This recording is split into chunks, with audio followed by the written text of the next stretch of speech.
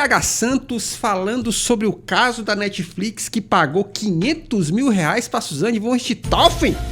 Meu Deus do céu, bora ver isso. Boa. Que tesão todo é esse pelo tal do true crime, do crime real, seja lá o que for. Gente, que tesão é esse, hein? A notícia é a seguinte. Segundo a coluna F5 da Folha de São Paulo, a Netflix pagou cerca de 500 mil reais para Suzane von Richthofen para ela autorizar a realização de um documentário sobre sua vida pós-liberdade do crime, né? O crime de ter matado seus pais. E o pagamento teria sido feito diretamente a Suzane para garantir a gravação do seu depoimento e também a exclusividade desse conteúdo. Inclusive, bom dia, boa tarde, boa noite, pessoal do YouTube, tudo bom com você? Já deixou seu like? Deixa um like, não gasta nenhum dinheiro. Obviamente que diante de uma notícia dessas, eu busquei a Netflix, né? Eu liguei pra assessoria, me atendeu muito bem, sempre me atende muito bem. Rapaz, o PH é foda, né? O PH tem o telefone da Netflix, rapaz. Como é que liga, PH? É só, alô, seu Netflix, como é que é? E eu tava querendo saber direitinho sobre esse caso, sobre esses 500 mil e tal, mas a resposta foi curta e direta. Ó, a gente já liberou uma nota pra imprensa sobre isso. Então vamos à nota, né? Nem negou, nem confirmou, mas tem uma nota. Eu, se me pergunto um negócio desse, eu nego logo. Não, eu não. Fui eu não. Foi o José. Mas vamos lá a nota, tá? Na nota, a Netflix não fala dos 500 mil pra Suzane, né? Que deu esse dinheiro pra Suzane, que pagou, enfim. Mas confirma a produção de um documentário sobre ela, intitulado provisoriamente de Suzane Vai Falar. A ideia, pelo menos inicial, é focar na versão da própria Suzane, com depoimentos inéditos, visitas à antiga casa da família, relatos sobre sua vida antes do crime e por aí vai. O documentário também vai mostrar a sua rotina atual em liberdade, ao lado do marido, ao lado dos 3 enteados, salvo engano. E a produção foi iniciada em 2025, já está aí em pós-produção, ou seja, vai ser lançado em 2026, não tem a data não. Aí aqui é importante dizer. Quem faz o filme acontecer, no final das contas, é a montagem. O filme ele pode ter sido filmado para ser de um jeito, mas se a montagem reorganizar as peças, ele vira outro jeito. Por que é que eu tô dizendo isso? Porque apesar da nota confirmar que vai ter o documentário com a Suzane, embora também não diga que ela foi paga, né?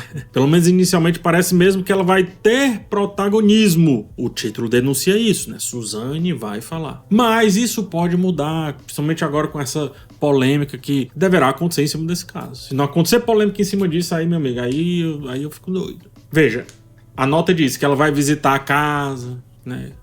Você sabe como é que é. O arquivo confidencial Suzane von Richthofen. A Netflix já cometeu erros parecidos em relação a temas parecidos. O Dahmer, na sua ficção ali, ficou mais legal do que merecia. Teve até fã-clube o Dahmer.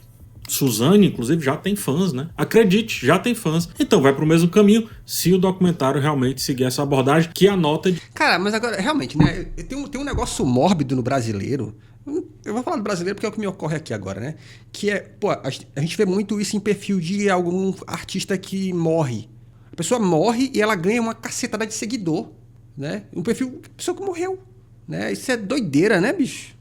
Isso. Porque com a entrevista problematizando tudo isso, as coisas podem mudar. Dentro... E alguém mandou apio aqui, ó. O chat mandou apio. Aposto que esse true crime é só sobre crime de branco. Mandou apio, hein? Mandou apio aí. Do próprio documentário. Então eu tenho que dizer que ainda não há confirmação se o conteúdo ou o título final serão mantidos, mas o que tem de notícia e de apuração até agora é isso daí, tá? Apuração feita por mim, viu? E uma apuração desse tipo que eu falei. Sabe quando você não nega algo específico, mas afirma o contexto desse algo? Pois bem, foi isso que aconteceu nessa apuração. Aí eu pergunto, né, na ligação, foi para 500 mil? Aí eles respondem, vai ter documentário. Então o que é que você interpreta? Dito isto, vamos lá para minha opinião. Primeiro, eu acho que tem que deixar o vídeo no tom correto. Suzane foi condenada por ajudar a planejar a morte dos pais. Essa morte foi feita enquanto eles dormiam. Eles foram agredidos com barras de ferro, com múltiplos golpes na cabeça. E depois ela ainda ficou usando a camisa do Mickey tentando sair de boa de tudo isso. Foi isso que aconteceu. Se isso vale 500 mil reais, imagine então quanto que tá o passe de quem joga a filha pela janela. Imagina quanto custa a voz de quem dá a namorada para os cachorros comerem. Imagine o que você pode fazer para mais cedo ou mais tarde ganhar aí uns 500 mil reais para falar a sua versão daquilo. Meu tom é jocoso, mas é para deixar tudo no nível que essa notícia merece. Pô. Esse é o nível. Esse projeto, com a versão da Suzane, feita pela Netflix, claramente vem na esteira do sucesso da série Tremembé, que é do Prime Video. A série tem essa pegada meio malhação na prisão dos famosos, né? Que é como é chamada Tremembé. E aí, como... Malhação é foda, PH. Malhação. Malhação me pegou. Se não bastasse uma série dessa, a concorrência precisa escalar. E para escalar, traz a visão de uma pessoa condenada, né? Seus sentimentos com relação à casa onde ela ajudou a cometer o crime e por aí vai. De cara. Cara, e o pior é que essa foto dela sorrindo aí, isso aí vai atrair muita gente, né, mano? Isso já é perigoso, porque o próximo stream que quiser fazer algo mais escalafobético ainda, ele mesmo já pode estar cometendo o crime. Fica mais barato. O streamer já comete o crime, já filma tudo e só monta e lança. Aí fica mais real ainda, não é não? Fica cada vez mais real. Eu sei que a prisão é pra ressocializar, que quem sai da prisão precisa voltar a trabalhar, precisa voltar pra vida, enfim. Mas ei, daí a ter uma legião de fãs, como a Suzane tem. E 500 mil no bolso, peraí, meu irmão, faça a série. Mas não enriqueça essa pessoa assim não, cara. Isso é um escárnio, pô. Eu tô rindo de nervoso. Eu tenho um vídeo chamado Fascínio por True Crime é Fetiche. Tem uns 2 anos que eu fiz esse vídeo. Nele, eu bati bastante em quem fica se utilizando dos casos de crime real para falar mais do agressor do que da vítima. Eu aponto lá como essas pessoas ganham seguidores, ganham fãs. Suzane, Elisa, outros nomes viraram celebridades depois da série lá Tremembé, por exemplo. E é justamente esse o caminho que a versão planejada do documentário vai seguir. Eu lembro que o resultado desse vídeo pra mim foi que, mesmo sem falar nada sobre quem consome esse tipo de conteúdo, mas sobre o que gera consumir esse tipo de conteúdo, eu fui chamado, só não fui chamado de santo, eu fui chamado de misógino, de elitista, de que eu não tava entendendo que o fascínio por crimes reais é para evitar repetições futuras, não é? Cara, e o pior que esse é o argumento que eu mais escuto, sabia? Isso, ele é, de fato, ele é um conteúdo muito consumido pelo público feminino. Tudo que eu vejo de True Crime é massivamente consumido pelo público feminino e o argumento é sempre esse argumento do a gente vai aprender como se proteger dessas situações. Eu só acho curioso, tá? Eu não tenho opinião ainda formada sobre isso, não. Eu só acho curioso. É por conta de um fetiche quase pornográfico, como eu apontei e repito, pornográfico. Aí 1 ano depois, vem esse despautério chamado Tremembé e 2 anos depois essa notícia agora. Portanto, eu reitero o que eu falei lá, tá? Não se brinca com imagem. Comentário aqui, o que eu mais escuto é que é pra entender a mente de quem cometeu crimes. Gente, aí eu discordo desse argumento.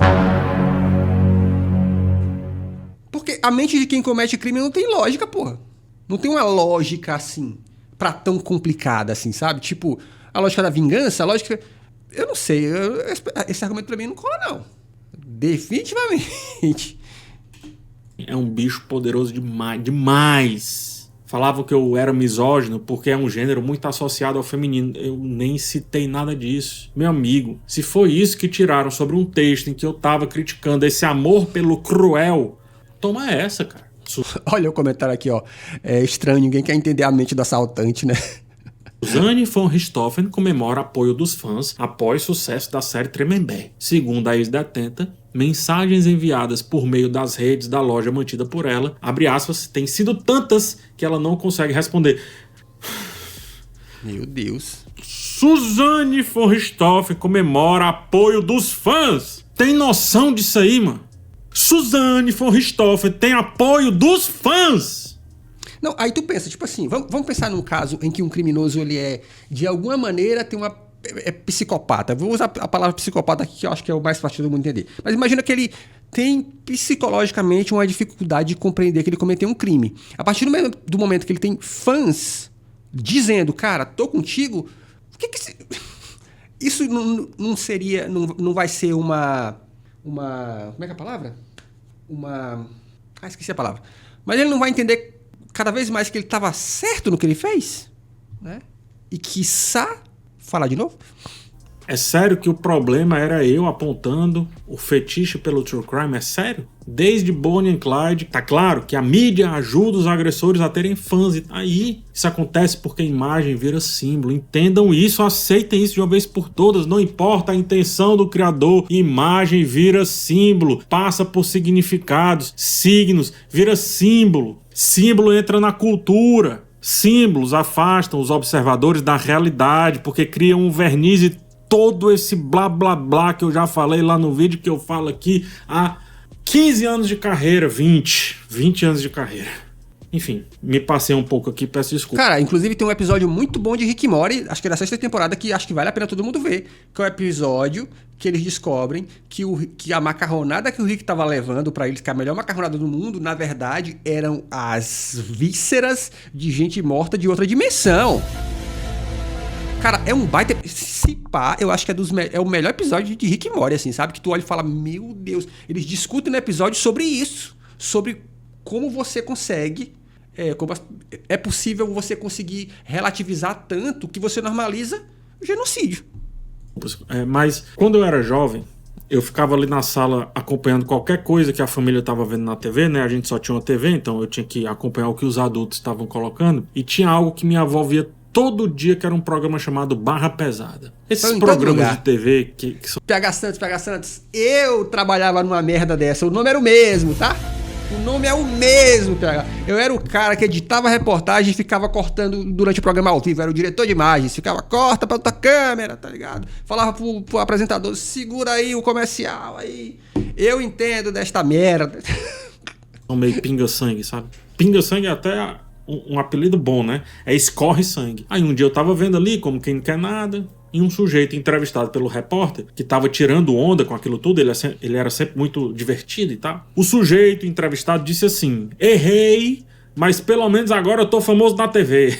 Aí fez um joinha, mandou um abraço pra galera. Um abraço aí, pessoal do conjunto não sei o quê. Nesse dia eu percebi como aquele programa não fazia sentido algum. Como aquela abordagem supostamente jornalística não fazia sentido algum. Sempre que rolava esse programa depois desse dia, eu ficava ali do lado, budejando pra minha avó.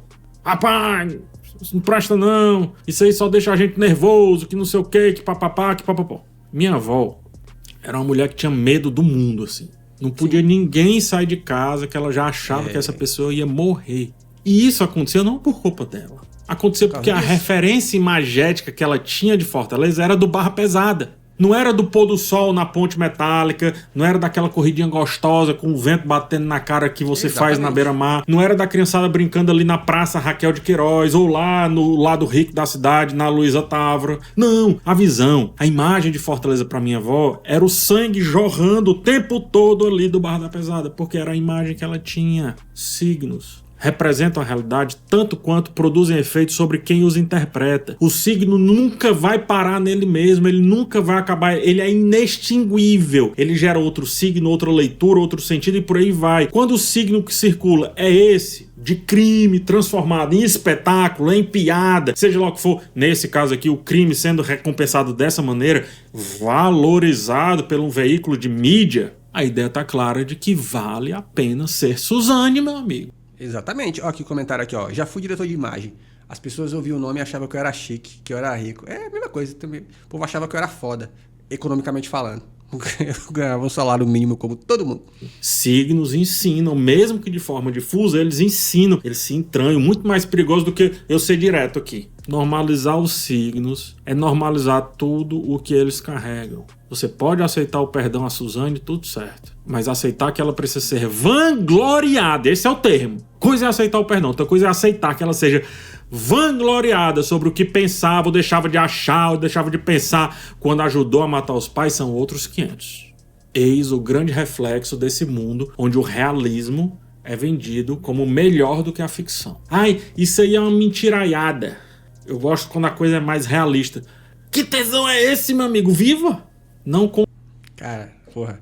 Cara, eu conheço várias pessoas, PH, que pode ser qualquer merda na televisão. Se apareceu a frase baseado em fatos reais, a pessoa... Meu Deus, aconteceu. Eu vi isso acontecer demais, cara.